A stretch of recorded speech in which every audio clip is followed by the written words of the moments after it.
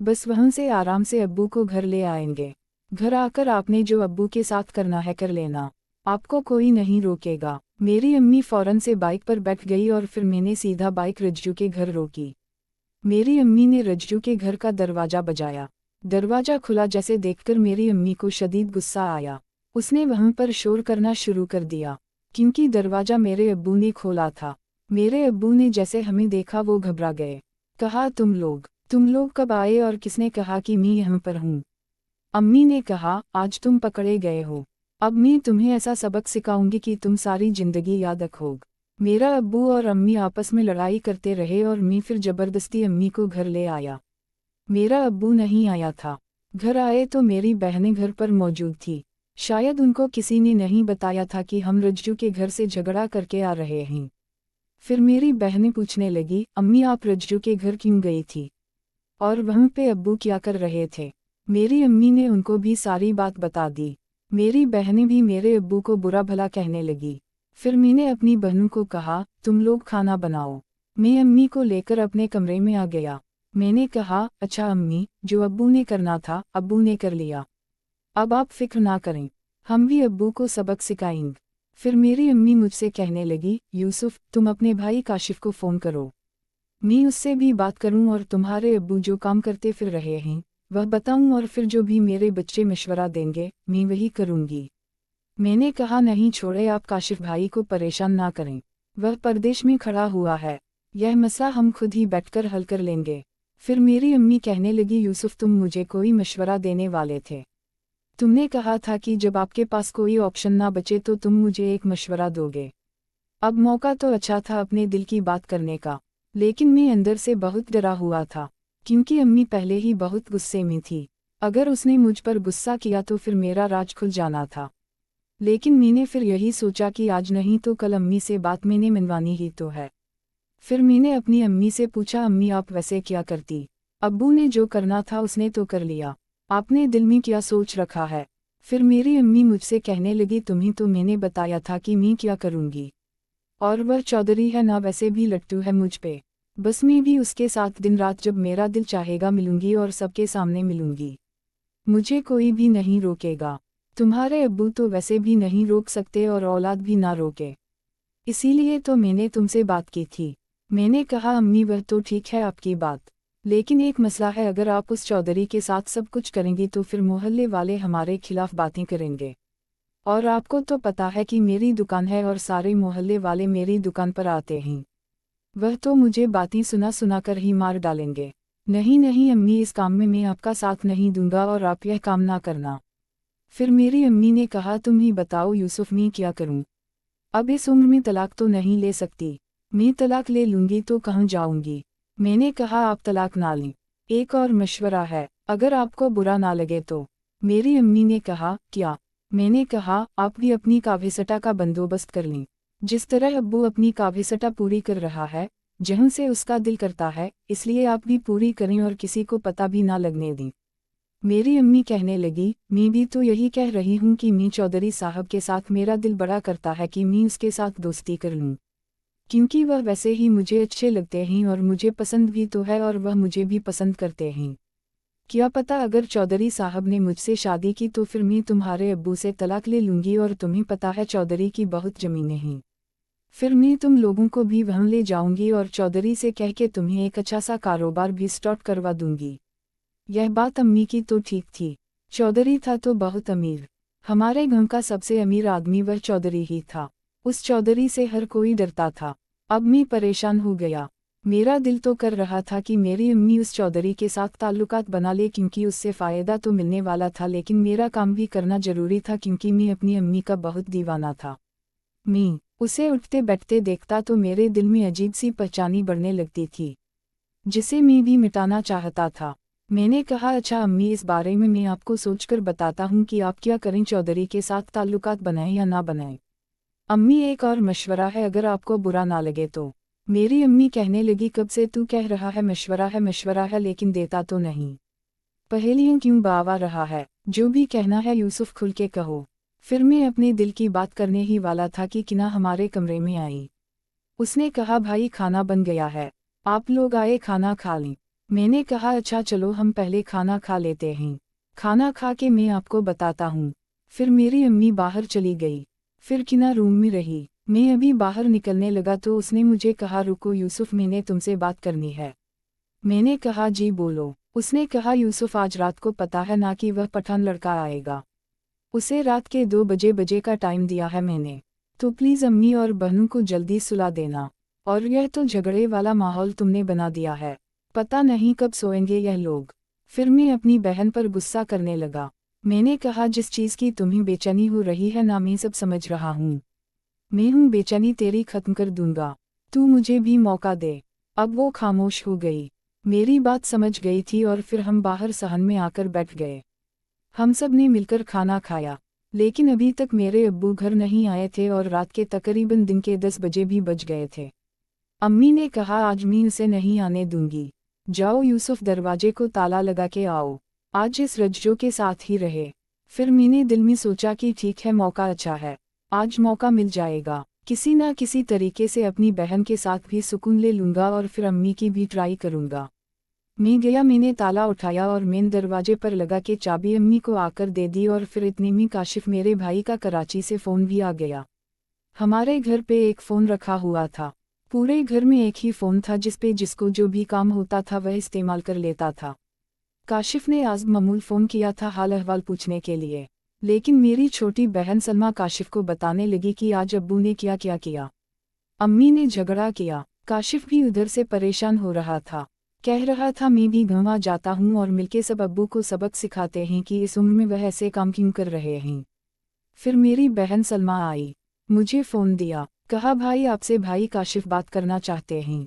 फिर मैंने फ़ोन पकड़ा, मैंने कहा हाँ काशी। उसने कहा भाई अब्बू ने यह क्या क्या किया, आप लोगों ने मुझे बताया नहीं।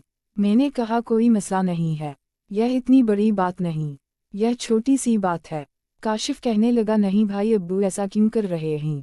और काशिफ यह भी बोल रहा था कि हमारी ज़मीनें ही वह हम ही संभाल लेते हैं, वरना ऐसा ना हो कि वह रज्जो के नाम कर दें। यह ख्याल तो खैर मेरे दिल में भी था। और फिर मैंने कहा काशिफ अच्छा भाई फ़ोन बंद करो, हम घर वाले मशवरा कर लें और फिर तुझे बाद में बताते हैं कि क्या करना है। अगर तुम्हारी ज़रूरत पड़ी तो हम ज़रूर तुझे बुला लेंगे। फिर मैंने फ़ोन बंद किया। अम्मी को कहा अम्मी वो जो ज़मीनें हैं वो अब्बा कहीं रज्जो के नाम तो नहीं लगा देगा। फिर मेरी अम्मी गुस्सा करने लगी, कहने लगी नाम लगाएगा तो मैं जान से ही मार डालूंगी। सारी जिंदगी मैंने इस शख्स की गुलामी की है, जो या जुल्म मेरे साथ कर रहा है मैंने आज तक तुम लोगों को नहीं बताया, बर्दाश्त की है। अगर उसने ऐसा किया तो फिर मैं भी ऐसा ही करूंगी। फिर मेरी अम्मी गुस्से से एक वाकया बताने लगी, कहने लगी मैं आज तुमको एक बात बताती हूँ। तुम्हारे अब्बू की और मेरी जब नई नई शादी हुई थी, असल में मेरे जो अब्बू हैं वो दिखने में थोड़े काले कलर के हैं, संवले रंग के हैं। तो अम्मी यही बता रही थी कि वैसा तो काला था, मैं उसको पसंद तो नहीं करती थी। घर वालों की मर्जी से मैंने शादी तो कर ली लेकिन मैं खुश नहीं थी। शादी की पहली रात तुम्हारे अब्बू ने जो मेरे साथ काम किया यूसुफ, मैं वो जिक्र नहीं कर सकती, छोड़ो इस बात को। फिर मैं अम्मी से कहने लगा नहीं बताएं मुझे क्या किया था अब्बू ने आपके साथ, ताकि हमें भी तो पता चले। मैं तो शरीफ बन रहा था, असल में इस तरह की बातें करके अपनी अम्मी की शर्म खत्म करना चाहता था। मैंने कहा बताएं ना। फिर अम्मी कहने लगी पहली रात तुम्हारे अब्बू ने मेरे साथ जानवर वाला सलूक किया था, पता नहीं उसके दोस्तों ने उसे कौन सी दवा खिला दी थी, वो तो सुबह मोम तक मुझे कुत्तों की तरह नोकता रहा। मैंने कहा क्या मतलब अम्मी, क्या करता रहा अब्बू। उसने कहा अब समझ जाना यूसुफ, सारी बात तो मैं तुम्हें नहीं बता सकती।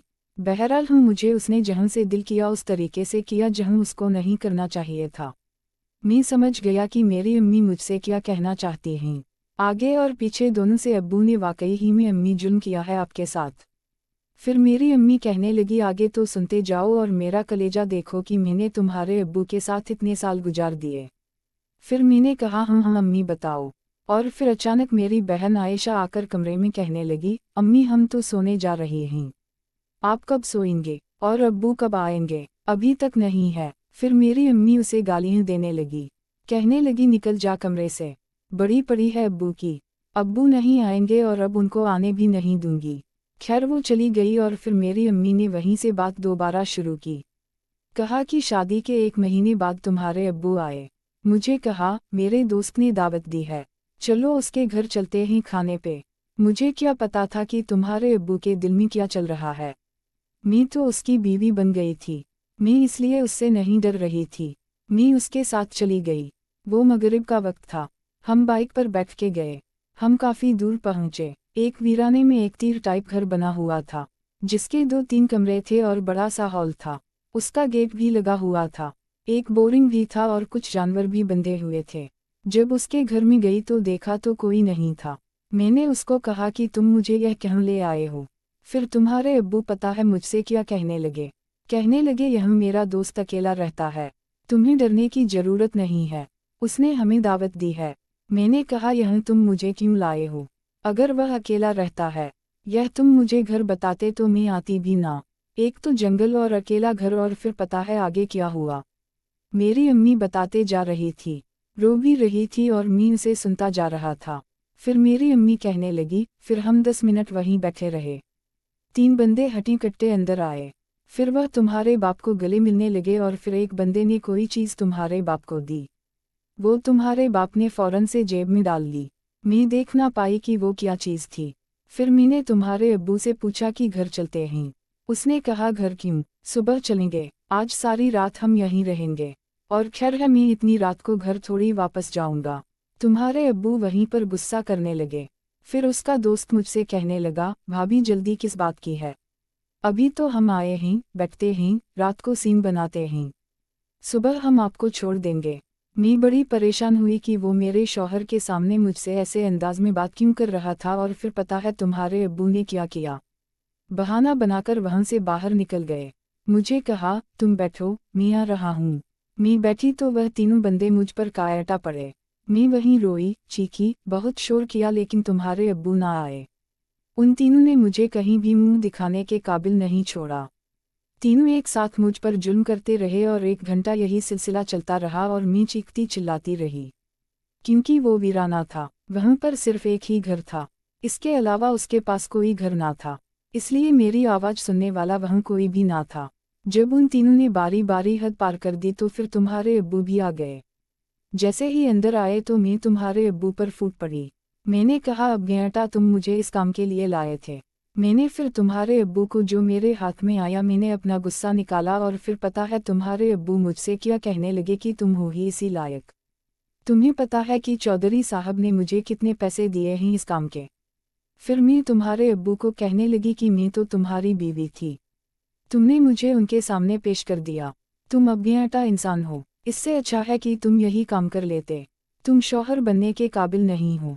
और फिर तुम्हारे अब्बू ने उन तीनों बंदों के सामने मुझ पर हाथ उठाया था और फिर मुझे कहा कि इनको सही खुश करो, वरना तुम्हें आज हम जान से मार देंगे। मरती क्या ना करती, इसके अलावा मेरे पास कोई चारा नहीं था। और फिर वो पूरी रात मेरे साथ। आज मुझे अपने अब्बू का असल चेहरा मालूम हुआ था।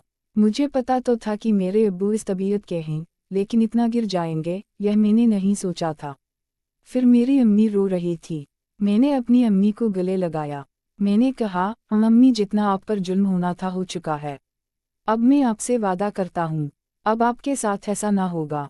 हम अब्बू को सबक सिखाएंगे और ज़रूर सिखाएंगे। फिर मैंने कहा, अम्मी अगर आपके साथ यह सब हुआ तो आप अब्बा से तलाक ले लेती। आपने इतने साल क्यों गुजारे? मेरी अम्मी ने कहा कि मेरी अम्मी के घर वाले थे, यानी कि मेरे नानी वाले वह गरीब थे और मेरे जो अब्बू वाले थे वह थोड़ा अमीर थे। थोड़ी बहुत हमारी ज़मीनें थी, इसलिए अम्मी ने मेरी नानी से बात की थी और यह सारी कहानी बताई थी। मेरी नानी ने कहा था कि अब जो तुम्हारे मुकद्दर में था तुम्हें मिल गया, अब गुजारा करो। और इस तरह बहुत दफ़ा हुआ मेरी अम्मी की ज़िंदगी में। खुद मुझे मेरी अम्मी ने बताया। मैंने कहा, अम्मी अच्छा बाकी बातें बाद में बताना क्योंकि रात काफ़ी हो गई है। ऐसा ना हो कि मेरी बहनें कमरे में आ जाए। मैं आपसे एक बात करना चाहता हूँ। मेरी अम्मी ने कहा,